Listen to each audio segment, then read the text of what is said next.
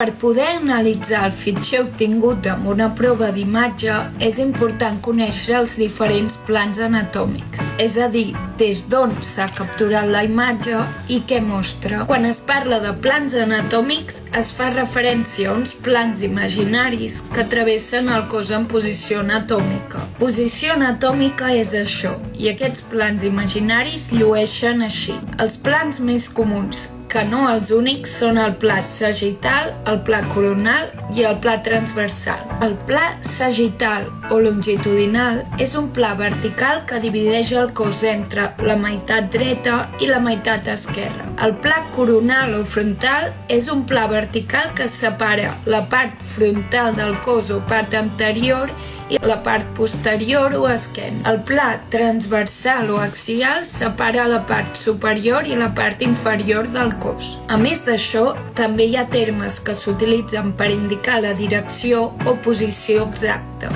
Ho sento, només he trobat la imatge d'un mascle. Anterior o ventral fa referència a la superfície frontal del cos. Posterior o dorsal fa referència a la part posterior del cos o esquena. Superior es refereix a una estructura propera al crani. Inferior es refereix a les estructures que es troben a prop de la planta dels peus. Medial indica que una estructura està més a prop del pla mitjà del cos, mentre que el lateral indica que està més lluny d'aquest pla mitjà.